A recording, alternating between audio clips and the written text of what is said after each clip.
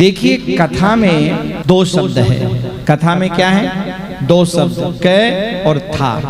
कथा, कै माने ब्रह्म, कै माने जल, कै माने ज्ञान, और था का अर्थ क्या है? स्थापयति, मतलब कम ज्ञानम हृदय स्थापयति इति कथा, कम ब्रह्म हृदय स्थापयति इति कथा।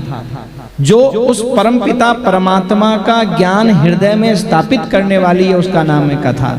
उसका जो आनंद रूपी जो रस है ना, वो हमारे हृदय में जो स्थापित करने वाली है उसका नाम है कथा। यानी सजनों, जीवन तो वो लोग भी जीते हैं जो कथा नहीं सुनते, और जीवन वो भी जीते हैं जो कथा सुनते हैं।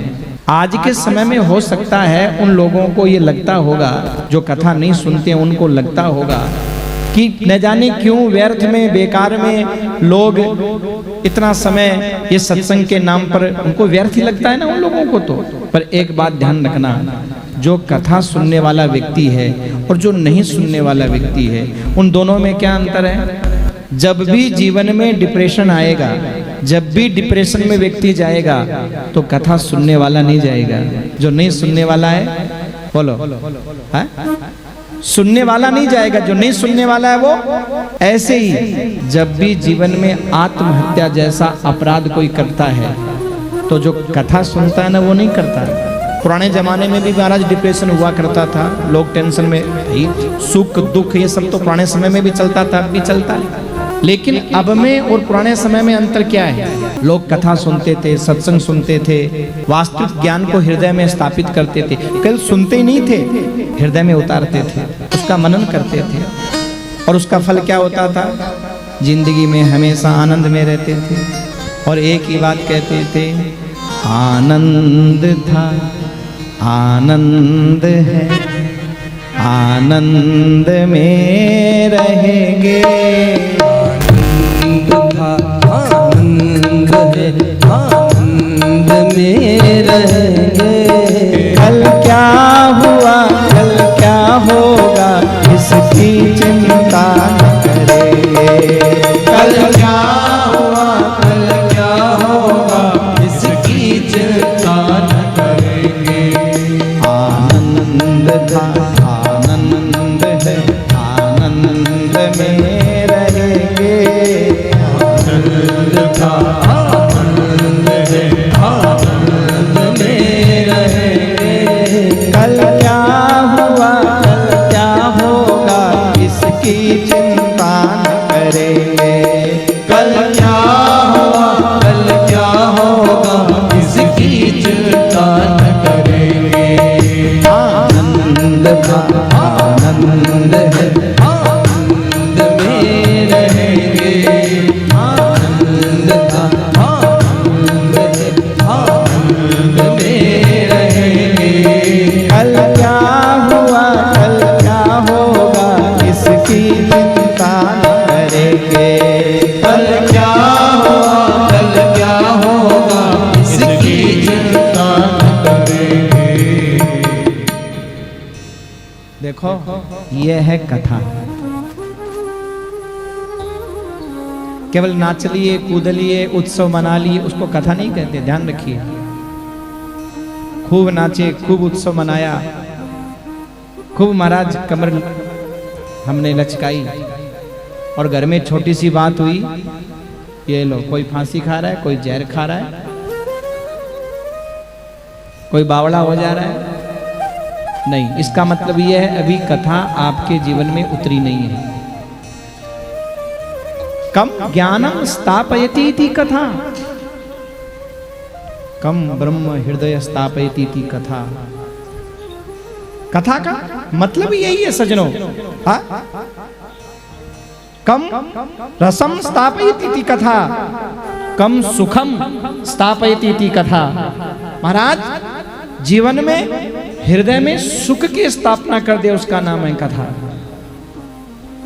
ज्ञान की स्थापना कर दे, उसका नाम है कथा। जीवन की व्यथा मिटा दे, उसका नाम है कथा। और महाराज शिव महापुराण भी जीवन की व्यथा मिटाने वाली है, जीवन में आनंद की अनुभूति कराने वाली है। आहा, आनंद की अनुभूति कराने वाली है।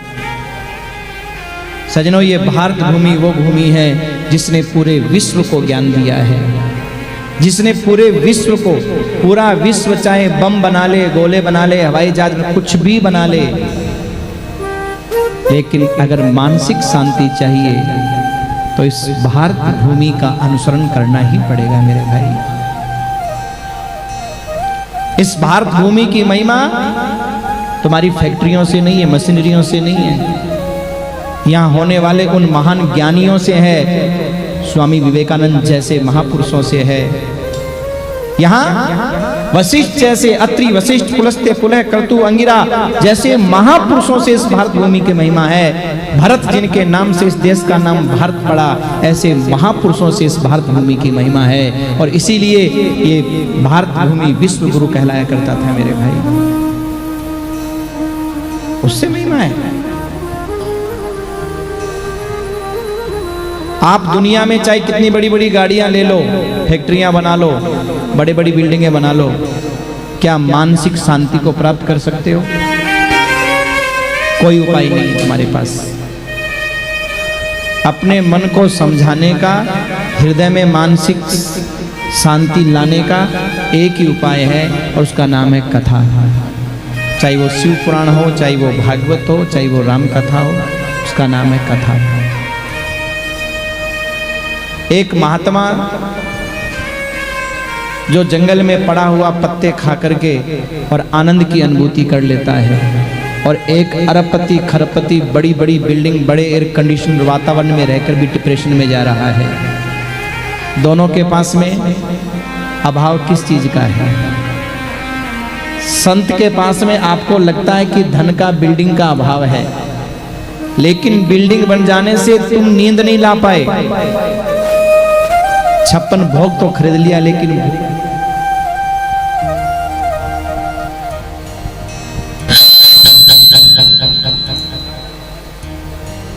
ये सब बोलो भक्तवत्सल भगवान की जय। 56 भोग तो तुमने ले लिया, लेकिन सजनों 56 भोग के साथ में भूख कहां से लाओगे? आपने डल्लब का गद्दा, एयर कंडीशनर, बढ़िया महल तो बना लिया, लेकिन नींद कहां से लाओगे? करवटें बदलते रहोगे। और जंगल में रहने वाला महात्मा, उसके पास में सत्संग के अलावा और कुछ नहीं है, लेकिन रूखी सूखी खाकर भी अपनी मस्ती में मस्त है। हाँ, रूखी सूखी खाकर भी अपनी मस्ती में मस्त है, धरती पर सोकर भी अपनी मस्ती में मस्त है। वो एक ही बात कहता है। किसी ने महात्मा से पूछा, आपके पास में चद्दर नहीं है, गद्दा नहीं है, तकिया नहीं है, नींद कैसे आती होगी? तो महात्मा ने सीधे सीधे कह दिया, बोले सुनो, धरती की चद्दर सिराने हाथ रखते हैं और हम तो अपना चद्दर तकिया साथ रखते हैं। कितना मस्ती में, अपनी आनंद में है। अच्छा एक बात बताओ, जीवन में सब कुछ है, गाड़ी भी है, बिल्डिंग भी है, बच्चे भी हैं, पति भी है, पत्नी भी, सब कुछ है, और शांति नहीं हो। बोलो किसी काम के हैं, शांति नहीं हो बस। और आज यही हो रहा है। पुराने जमाने में बिल्डिंगें ऐसी नहीं होती थी, आज एक से एक चमकदार बिल्डिंग है। चलने के साधन ऐसे नहीं होते थे, आज एक से एक साधन है, लेकिन शांति गायब। पैसा है पर प्यार गायब। क्यों? हम लोगों ने इस वास्तविक कथा को हृदय में उतारना बंद कर दिया। हम लोग सत्संग से दूर होते चले गए। एक बात विचार करिए, अगर ज्यादा आधुनिकता में सुख होता तो विदेशी लोग भारत का रुख नहीं करते। वो लोग इस चकाचौंध से परेशान होकर के हमारी भारतीय संस्कृति को अपना करके सुख की अनुभूति करना चाहते हैं, और हम लोग उनकी संस्कृति को अपना करके सुख की शांति करना चाहते हैं। बस ऐसी है शिव महापुराण, जो जीवन में आनंद की अनुभूति करा देती है, हर परिस्थिति में सुख का अनुभव करा देती है। ध्यान रखिए, सुख वस्तुओं से नहीं मिलता है, सुख जीवन की वास्तविकता से मिलता है। आज सुख चाहते हैं वस्तुओं से और जीवन की वास्तविकता में नहीं जीना चाहते हैं। जब तक जीवन की वास्तविकता में न आएंगे, न जिएंगे, तब तक जीवन में चाहे कितने भी वस्तुएं आ जाए, लेकिन आपको सुख नहीं दे सकती।